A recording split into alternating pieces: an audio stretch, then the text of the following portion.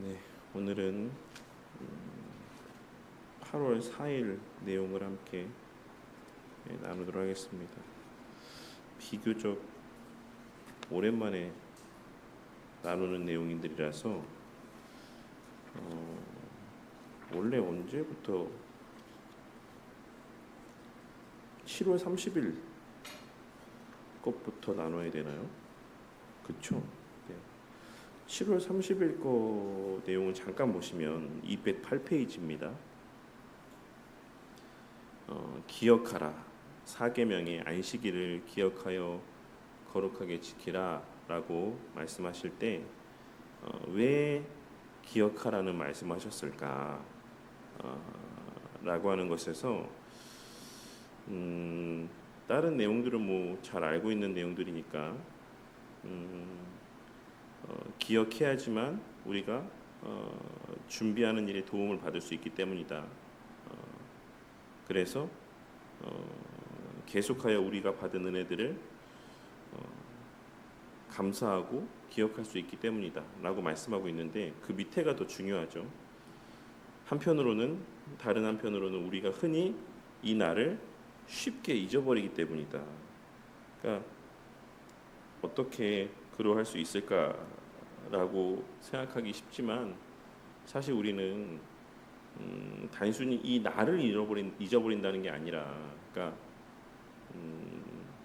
뭐 주일을 잊어버리고 그 날을 지키지 않는다라는 것을 의미한다기보다는 그 날이 함의하고 있는 그 날이 우리에게 어떤 의미인가라고 하는 것들을 우리가 망각하게 될 수 있기 때문이다라고 할 수가 있죠. 그래서 우리가 그 날을 기억하고 그 날의 의미를 되새길 때 이제 그 날에 합당한 어떤 마음가짐, 그리고 우리 육신적인 준비들을 할 수가 있고, 그러한 삶을 통해서 그 날에 하나님께서 주시기로 작정하신 예비하신 모든 은혜들을 우리가 온전히 누리고 만끽할 수 있기 때문이라고 할 수가 있습니다. 그래서 그 내용들을 쭉 한번 읽어보시고 다음 좀 내용들에 보면 세상에 많은 일들이 일어나 이 날을 생각하지 못하도록 우리의 마음을 자주 빼앗는다. 아마 이 내용이 많이 우리 성도님들의 마음 가운데 기억이 되실 거라고 생각합니다.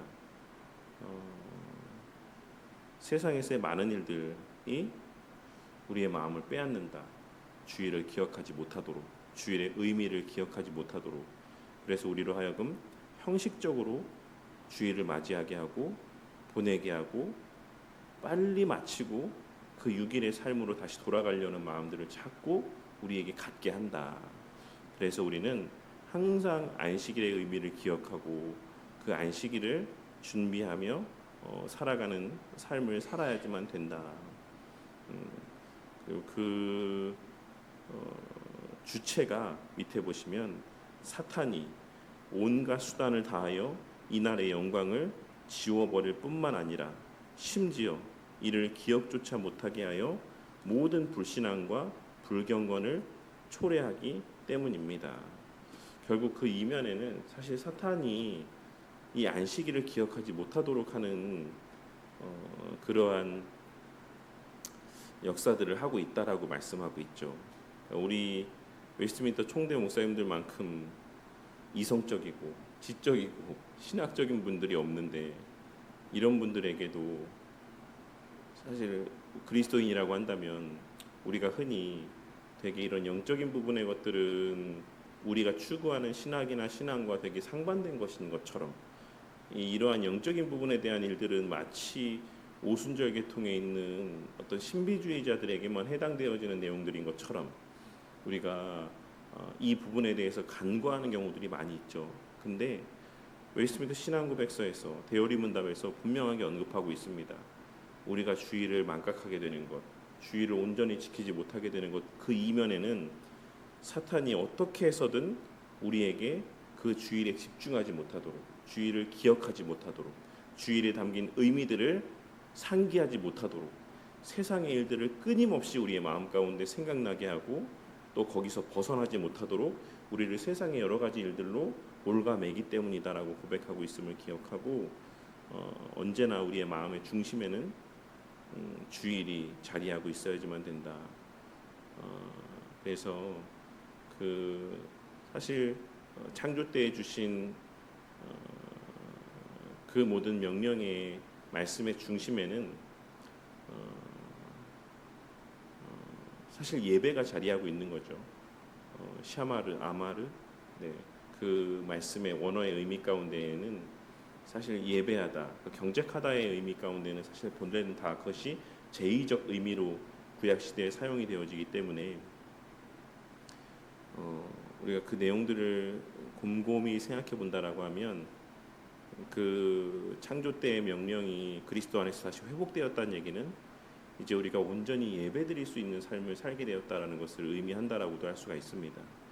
그래서 그리스도의 온전한 통치 가운데 궁극적으로 하나님께서 우리 가운데 허락하신 은혜는 당연히 교제라고 우리가 알고 있죠. 근데 다시 또 말씀드리지만 그 교제의 극치가 뭡니까? 예배입니다. 결국 예배를 회복케 하시기 위해서 그리스도께서 이 땅에 성육신하시고 그 모든 비하를 감내하시고 또한 그 모든 사역을 통해서 그 예배의 본래의 위치, 가치, 의미들을 회복하신 것이다라고 할 수가 있는 것입니다. 그래서 우리 신앙의 선배들은 언제나 그 삶의 중심에 우리가 예배, 특별히 주일 예배가 우리의 삶에 자리하고 있어야 된다. 예배를 온전히 드리기 위해서 우리는 일하는 것이고, 예배를 온전히 드리기 위해서 가정을 꾸리는 것이고, 예배를 온전히 드리기 위해서 이 땅에서의 모든 것들을 하나님께서 허락하신 것이다. 그래서 우리의 모든 삶이 사실 예배 지향적이 되어야 된다라고 그토록 강조했다라는 사실을 기억하고 언제나 우리의 그 삶의 중심에 예배가 자리할 수 있어야지만 되겠습니다. 그 어떤 말로도 변명이 되지 않아요. 뭐 내가 돈 많이 벌어서 헌금하기 위해서 주일에도 일을 합니다. 말도 되지 않는 이야기들입니다.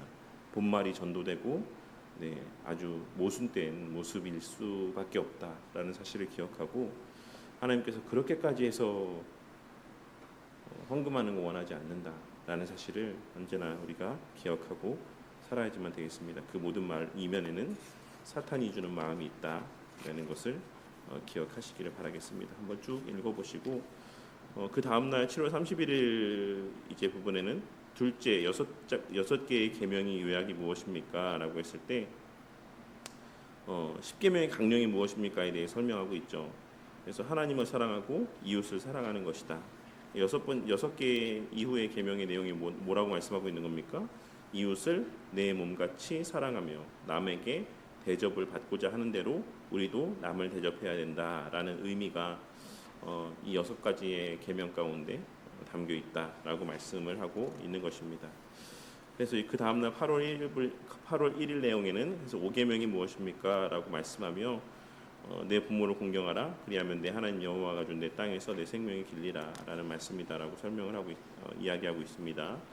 이 내용에 대해서 이제 우리가 계속 살펴보고 있는데 8월 2일 계명에서는 5계명에서 부모가 가르치는 대상이 누구냐라고 했을 때 우리는 일반적으로 이제 윗사람에 대한 계명으로만 생각을 하고 있죠.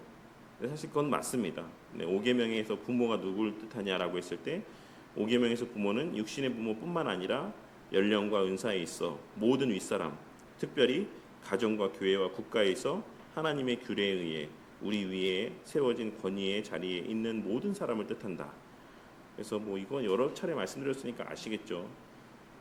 국가의 위정자, 직장에서의 상사, 학교에서의 선생님들, 스승의 자리에 있는 자들, 가정에서의 육신의 부모, 어쨌든 이 세상에서의 우리 위에 세우신 모든 권세자를 다 부모의 범주에 포함시키고 있다. 성경이 말하는 바입니다. 그래서 그러하다는 사실을 기억하고 우리가 이 5계명이 우리에게 말씀하는 바는 우리가 생각하는 것보다 훨씬 더 폭넓다. 세상에서의 모든 하나님이 주신 권위, 질서를 존중하며 살아갈 것을 하나님께서 말씀하고 있다. 그 모든 목적이 무엇이다? 결국 교회를 위해서다 라고 말씀하고 있는 겁니다. 그래서 우리가 뭐 하나님을 위한다, 교회를 위한다, 진리를 추구한다라는 미명하에 하나님의 질서를 어그러뜨려 가면서까지 우리가 어떠한 모습을 나타내 보이는 것은 우리가 매우 신중하고 조심해야 된다. 웨스트민스터 신앙고백서에서 말씀하고 있는 이제 그 저항권 이런 것들이 발동되는 데 있어서의 사실 조건들은 매우 제한적입니다. 매우. 하지만 이제 오늘날에는 이 저항권에 대해서 너무나도 쉽게 사실 이제 좀 말하는 경향들이 있는 것 같아요. 근데 어쨌든 당시에 또 웨스트민스터 총대 목사님들이 처했던 시대와 환경과 또 오늘날 우리가 살아가는 시대와 환경 자체가 상이한 면이 없지 않아 있기 때문에 우리가 그 부분들에 대해서는 좀 더 숙고할 필요가 있죠. 기본적으로 하나님께서 말씀하고 있는 것은 그 모든 권위가 하나님께로부터 오지 않은 것이 없다라고 하는 것이 하나님께서 말씀하고 있는 것이다라는 사실을 기억하고 언제나 성경이 우리 삶의 기준이 되어야 된다고 생각합니다. 성경에서는 그 어떤 경우에도 그 세우신 권위 가운데 불복종했던 경우들이 거의 없죠. 네, 그런 내용들을 우리가 좀 기억하고 어떻게 하면 우리가 거부할 수 있을까? 어떤 경우에 우리가 거부해야 될까?라는 것에 관심을 더 갖기보다는 우리가 그 어떤 상황 속에서도 하나님의 그 작정과 섭리를 신뢰하며 그 권위를 존중할 수 있는데 더 마음을 기울여야 된다.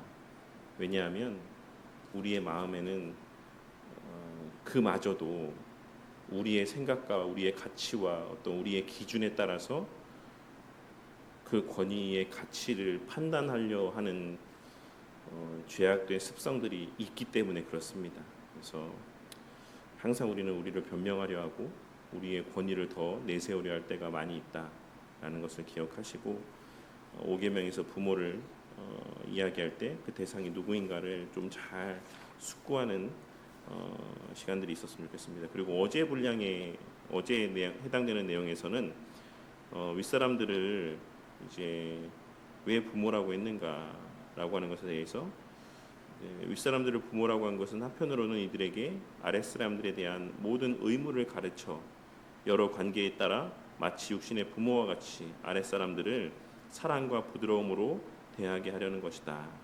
다른 한편으로는 아랫사람들에게 마치 자신의 부모에게 하듯이 윗사람들에게 대한 의무를 더욱 자원함과 즐거움으로 행하도록 하기 위함이다. 그래서 자식이 부모의 말을 듣고 부모에 대한 의무를 다하는 것은 정상적인 자식이라면 기쁨으로 하죠. 그리고 철이 들수록 성숙할수록 자원함으로 마땅히 할 바라 생각하고 하죠. 이제 그런 것처럼 우리가 국가의 위정자에 대해서 순복하는 것, 직장에서의 윗사람들에게 순복하는 것, 그것을 내 육신의 부모에게 하듯이 하게 하기 위함이다. 그래서 그 모든 대상을 다 부모라고 이렇게 여기도록 말씀하고 있는 것이다 라고 설명하고 있습니다. 이제 그리고 나서 오늘 분량이죠. 8월 4일 같이 우리 한번 그러면 내용을 한번 읽어보고 이 내용을 또 함께 나누도록 하겠습니다. 소요리 문답과 대요리 문답 내용입니다. 시작. 제5계명에서 요구하는 것은 무엇입니까? 제5계명에서 요구하는 것은 여러 지위와 관계에 있어서 윗사람, 아랫사람, 그리고 동등한 사람으로서 각 사람에게 속한 명예를 지키고 각 사람에게 속한 의무를 행하라는 것입니다. 제5계명이 포괄하는 범위는 무엇입니까? 제5계명의 범위는 우리가 아랫사람과 윗사람 혹은 동등한 사람으로서 여러 관계에서 서로에게 행해야 될 의무를 포괄합니다. 라고 말씀하고 있습니다. 우리 함께 말씀 요절 같이 읽어보겠습니다. 시작. 그리스도를 경외함으로 피차 복종하라. 무사람을 공경하며 형제를 사랑하며 하나님을 두려워하며 왕을 존대하라. 형제를 사랑하여 서로 우애하고 존경하기를 서로 먼저 하며. 이 말씀을 통해서도 볼 수 있는 것처럼 복종의 의무는 피차에 서로에게 주어져 있는 것이다. 그리고 베드로전서의 말씀을 통해서 알 수 있는 것은 여기서 뭇사람이라고 번역되어 있는 표현의 뭇이라는 표현은 당연히 잘 아시겠지만 모든입니다. 모든 사람을 공경하랍니다. 여기에는 우리의 윗사람만 포함되는 것이 아니에요. 동등한 지위 아래에 있는, 그러니까 자녀들도 공경하고 아래에 있는 위치에 있는 사람들도 공경해라. 공경하라는 의미에 담겨 있는 의미는 가치 있게 대하랍니다. 가치 있게, 그 사람의 존재의 가치에 걸맞게. 그게 아랫사람에 있다라고 해서 무가치한 존재들이 아니지 않습니까? 그래서 그 아래의 위치에 있는 사람들, 우리 자녀들도 정말 가치 있게, 귀하게, 존귀하게 대하고 그들의 어떤 권위들을 존중하는 모습들이 있어야지만 된다라고 말씀하고 있는 것이죠. 그리고 그 모든 것들의 이면에는 로마서에서 말씀하고 있는 것처럼 사랑이 자리하고 있어야 된다라고 이제 말씀하고 있고, 그것을 먼저 해라. 남이 하면 나도 하는 게 아니라 너희들이 먼저 해라. 먼저 신앙이 있는 사람일수록 그 사람을 존귀히 여기고 그렇게 가치 있게 대해야 된다라고 말씀하고 있습니다. 그리고 그러해야 되는 이유가 사실 우리가 하나님을 믿고 하나님을 신뢰하고 또한 하나님을 두려워하기 때문이다. 하나님께서 그 권위들을 주신 것, 그 사람들의 가치를 하나님께서 부여하신 것을 우리가 믿기 때문이다라고 이제 설명을 하고 있는 것입니다. 그래서 어쨌든 뭐 베드로전서가 쓰여졌을 때만 해도 우리가 일반적으로 베드로 사도가 언제 순교했다라고 알고 있습니까? 일반적으로는 네로 황제 치하에서 베드로 사도가 순교했다라고 전승에 의하면 그렇게 보편적으로 알려져 있습니다. 그래서 뭐 예전에도 설명드렸던 것처럼 이제 쿼바디스 도미네, 그러니까 쿼바디스라는 영화의 어떤 내용들처럼 이제 그런 박해 가운데 베드로가 막 도망쳐서 이제 로마를 빠져나올 때 로마로 향하시는 예수님과 길에서 마주쳐서 아니 예수님 어디 가십니까? 그랬더니 네가 박해를 피해서 도망치니까 내가 너 대신 다시 또 십자가에 달리러 내가 로마로 간다라고 하는 그 예수님 말씀을 베드로가 듣고 그 질문이 코바디스 도미니죠. 주여 어디로 가시나이까? 그래서 베드로가 깨닫고 아닙니다 주님, 제가 가겠습니다라고 해서 돌이켜 다시 로마로 가서 이제 거꾸로 십자가에 달려 순교를 했다라고 알려져 있는데, 우리가 그러한 시대적 상황을 본다면 이 베드로전서에서 베드로가 말씀하고 있는 내용, 하나님을 두려워하며 왕을 존대하라. 왕을 존대하라. 베드로 시대에 베드로가 살아있을 당시에 그 왕들은 어떤 왕들입니까? 사실 다 핍박하는 왕들이죠. 그 당시의 왕들이 아직 기독교가 어떤 자유함을 얻지 못하고 당연히 공인되지도 못했던 때에도 베드로 사도는 하나님을 두려워하며 왕을 존대하라 라고 말씀하고 있음을 우리가 좀 항상 성경은 그 당시에 기록된 시대적 배경과 그 성도들이 처해 있던 어떤 상황들을 우리가 함께 상기하며 그 말씀들을 대할 때 그 말씀이 담고 있는 함의를 좀 더 풍성하고 더 선명하게 알 수 있을 것이라고 생각합니다. 그래서 보시면 5계명에서 요구하는 것은 여러 지위, 관계에 있어 윗사람뿐만 아니라, 윗사람은 당연한 겁니다. 윗사람은 당연한 것, 그리고 아랫사람, 그리고 동등한 사람, 모든 각 사람에게 속한 명예를 지키고 각 사람에게 속한 우리의 의무를 행하라는 것이다. 우리는 사실 권리를 더 소중히 여기죠. 내 권리를 항상 우리는 더 우선적으로 언급을 하지만 성경은 언제나 의무를 이야기합니다. 우리의 책임과 의무, 왜냐하면 모든 것은 하나님께서 이미 먼저 다 주셨기 때문에 그래요. 특권적 은혜는 이미 우리 가운데 그리스도로 말미암아 다 주어졌기 때문입니다. 그래서 우리가 주일에 지복 직관에 대해서도 나누면서도 말씀을 드렸지만 우리에게는 더 이상 요구할 만한 권리가 어떤 면에서는 없다라고 할 수 있죠. 왜냐하면 그리스도께서 자신의 전부를 내어주셨는데 더 이상 우리가 무엇을 더 요구합니까? 하나님 앞에 나머지에 말씀하시는 모든 것은 다 이제 우리의 의무와 관련된 것들이에요. 그런 은혜를 받은 너희들은 출애굽기에서 시내산에서 애굽에서 건져내신 이후에 계명의 말씀을 주신 것처럼 사실 이 모든 계명의 말씀은 그리스도를 우리에게 다 내어주신 다음에 이제 우리에게 말씀하시는 바죠. 그렇기 때문에 우리는 우리의 어떤 권리보다는 우리가 그 은혜를 받은 자들로서 어떠한 의무 가운데 살아가야 되는가라고 하는 것을 언제나 더 주목할 수 있어야지만 되겠습니다. 교리 해설에 보시면 이제 부모는 단순히 육신의 부모만 의미하는 게 아니다. 또 이러다 보니 육신의 부모에 대한 가치를 오히려 더 낮추는 경향들이 있는 것 같아요. 그러니까 제가 종종 말씀드리지만 우리가 아는 것이 오히려 독이 될 때가 있는 거죠.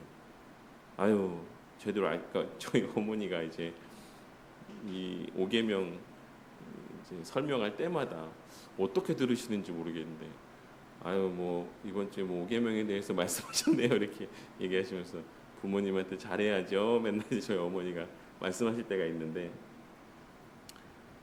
어떤 분들은 뭐 많지는 않겠지만 아유 이 계명이 뭐 육신의 부모한테 뭐 잘하라는 계명인 줄 아세요? 아닙니다. 이거는 뭐 모든 권위자들한테 잘하라는 말씀이죠. 이렇게 이야기하는 경우들을 제가 종종 이렇게 듣게 되는 경우들이 있어요. 그런데 그건 기본입니다. 육신의 부모에게 잘하는 것은 기본이에요.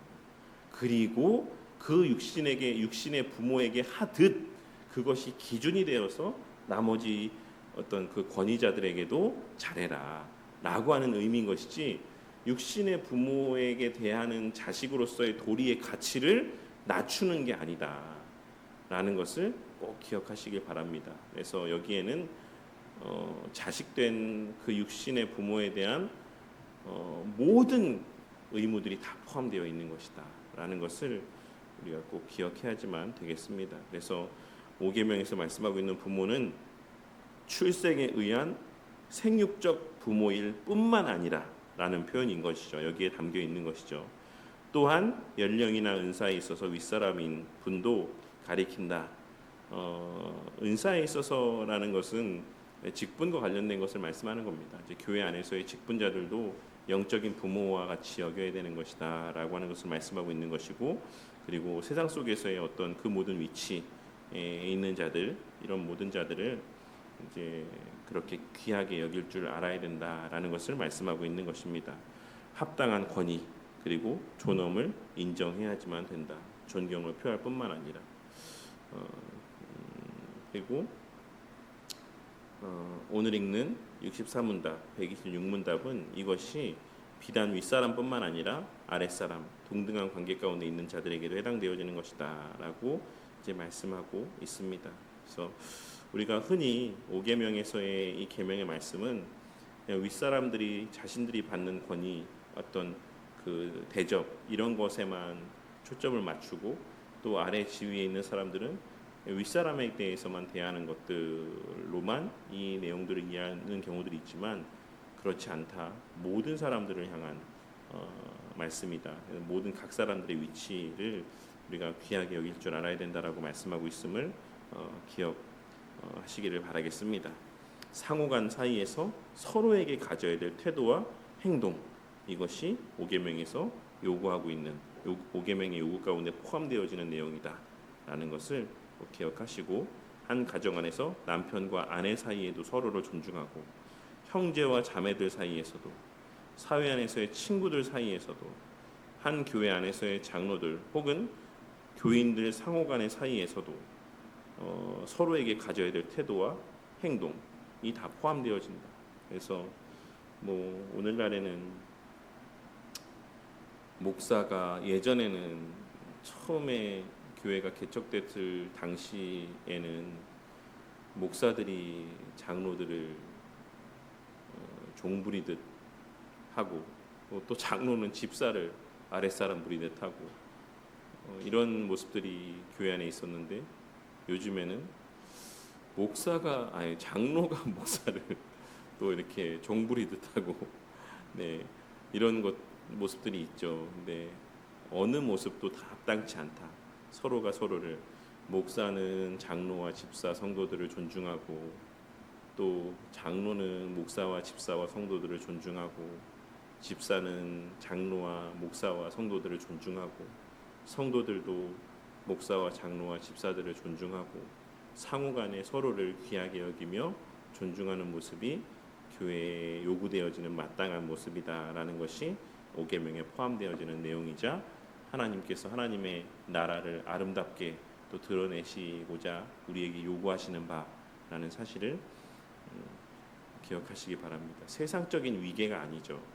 심적인 존경과 또 존중함, 상호간의 존중함, 이것이 세상과 교회의 차이점입니다. 근데도 오늘날 보면 어떤 면에서는 교회 안에서도 어떤 신분의 차이가 있는 것처럼 그렇게 보여지는 모습은 사실 합당치 않다라는 것을 꼭 기억하시기 바라겠습니다.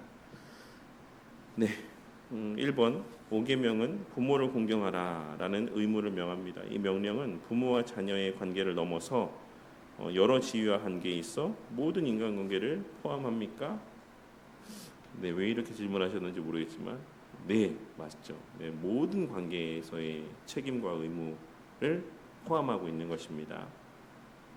2번 5계명과 관련해서 대오리문답 126문답에 제시하는 동등한 지위와 관계는 어떤 경우라고 할 수 있겠습니까? 가장 대표적으로는 성도들 사이, 뭐 형제들 관계, 남편과 아내도 마찬가지죠. 직무의 차이는 있을 수 있지만 사실 남자와 여자는 동등합니다. 성경이 늘 기독교를 공격하시는 분들 가운데 입에 단골 소재로 이제 올리는 내용이 성경은 남녀 차별을 조장한다라는 이야기를 하지만 사실 전에도 스프롤 목사님 이야기를 말씀드렸던 것처럼 나는 될 수만 있으면 아내가 되고 싶다라고 이야기했던 것처럼 사실 남성에게는 그만큼의 더 많은 책임과 의무가 부과되어져 있다라고 할 수 있죠. 직무의 차이인 것이고 남편과 아내, 남자와 여자는 동등하다.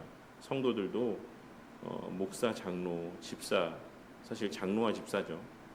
이 두 가지의 직무들이 이제 주어져 있긴 하지만 그리고 우리가 신앙적인 측면에서 또 그들에 맡겨진 그 직무적 측면에서 우리가 존경해야 되는 모습들, 존중해야 되는 모습들이 있지만 사실 본질적 가치는 동등하다라고 하는 것을 우리가 기억하고 서로가 서로에 대하여 존중하는 모습들을 나타내 보일 수 있어야지만 되겠습니다.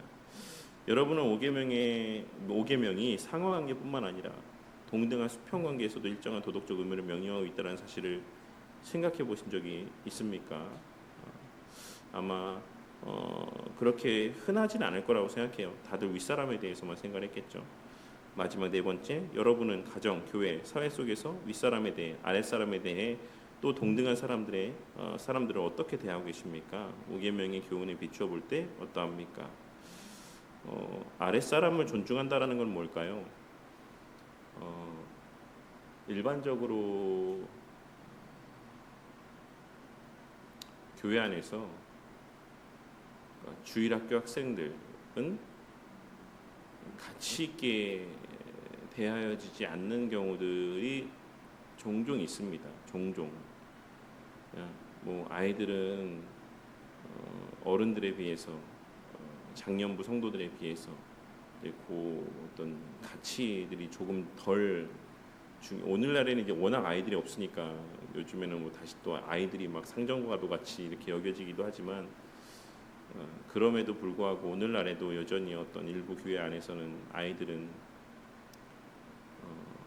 천덕꾸러기처럼 이렇게 취급받기도 하고, 뭐 특히 불신 가정에서 아이들만 이제 뭐 교회 와서 있는 경우에는 더 그럴 수 있죠. 근데 그래서는 안 된다. 그 또한도 하나의 하나님의 성도로서 한 명의 귀한 어떤 지체, 인격체로서 우리가 권리가 있잖아요.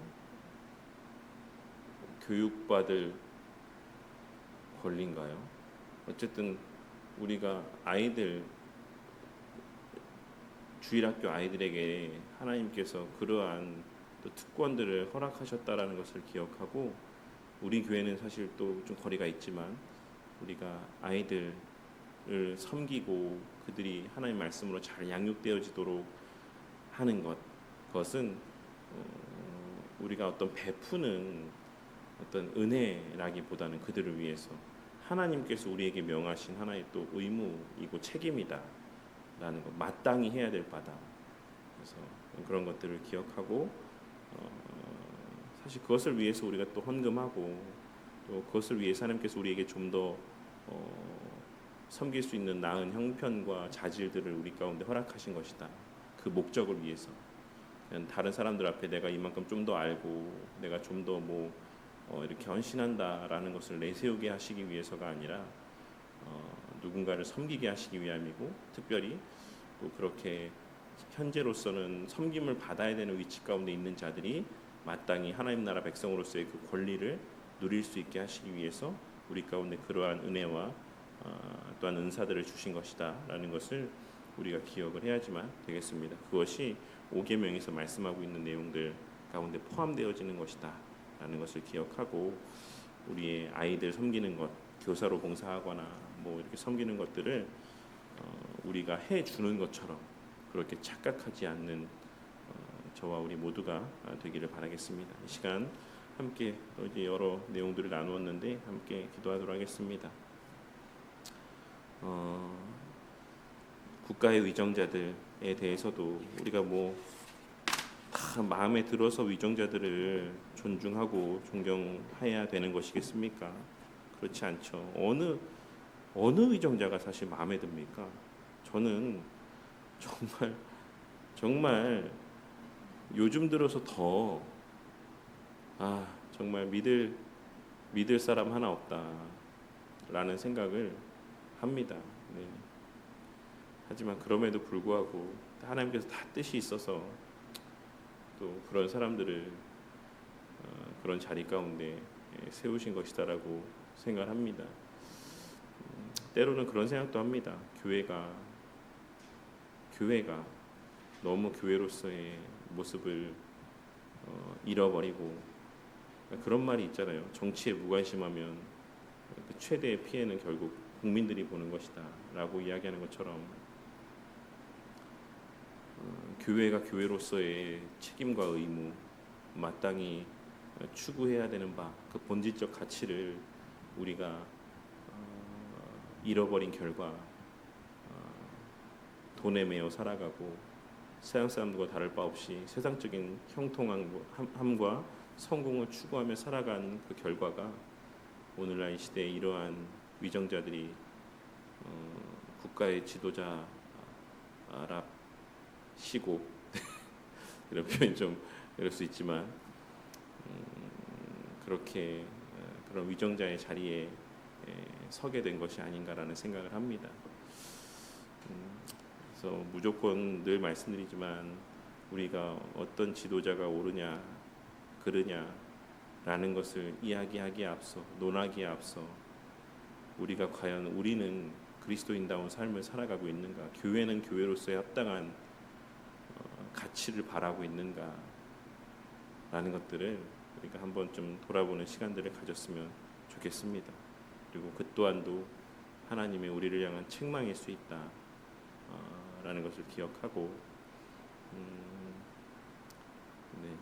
그러한 또 지도자를 세우신 이유를 늘 돌아보고 상기하며 하나님을 또 신뢰함 가운데 그러한 위정자들에게도 또 순복하는 우리의 마음, 또 무엇보다 또 우리 자신을 돌아보며 또 더욱 바른 국가의 지도자들이 세워지기를 위해서 기도하는 저와 우리 모두가 되기를 위해서 이 시간 함께 또 기도하도록 하겠습니다. 그리고 우리 교회가 또 윗사람뿐만 아니라 서로가 서로 성도들끼리 서로가 서로를 귀하게 여기며 존중하는 그런 교회가 되기를 위해서 지난 주일에도 오후 시간에 이제 우리 조사연 선생님 가정 함께 복음의 기초 나누면서도 말씀드렸던 것처럼 교회는 그 어떠한 조건으로도 차별이 있어서는 안 되고 어떤 그런 위아래의 어떤 그러한 구분들이 생겨나서는 안 된다고 생각합니다. 그리고 무리 짓는 것, 당을 짓는 것, 그것이 교회 안에서 얼마나 우리가 지양해야 되는 모습인가라는 것을 기억하고 늘 모든 이들이 서로를 귀하고 존중하는 교회가 될 수 있기를 위해서 함께 기도하고, 그리고 아랫사람들, 아랫사람이라는 표현 자체도 요즘에는 싫어하지만 아랫사람이라는 것은 이제 연령이나 여러 가지 면에서를 말씀하고 있는 것이죠. 그래서 우리 자녀들이 마땅히 그 자녀로서의 누려야 될 권리들을 교회 안에서 성도들의 섬김을 통해 누리고 만끽할 수 있도록 그 안에서 잘 또 자라가는 또 우리 모든 또 중등부, 초등부 친구들 되기를 위해서 함께 기도하시고, 오늘 또 기도하실 때 또 우리 성도님들 기도 제목들 가운데 몇 가지 함께 기도해야 될 내용들이 있습니다. 우리 강성윤 성도님 가정이 이제 계약을 하시고 이사를 이제 곧 오시게 될 텐데 아시는 분들은 아시겠지만 우리 강성윤 성도님 가정이 교회 근처로 이사 오는 데 있어서 감내하시는 부분이 정말 많습니다. 네, 그런 또 과정에서 여러 가지 해결해야 될 문제들이 순적하게 잘 해결될 수 있기를 위해서, 사실 세상 사람들이 이해하기 쉽지 않죠. 뭐 얼마나 또 더 가까이 온다고 그런 엄청난 대가들을 감내하고 그 지하철 2정거장 정도, 조금 무리하면 걸어서도 갈 수 있는 정도이기도 한데 그 정도를 가까이 오기 위해서 감내하는 정도가 세상 사람들에게는 사실 쉽게 이해하기 어려운 모습일 것이다라고 생각합니다. 하나님께서 정말 우리 강성 선생님 가정에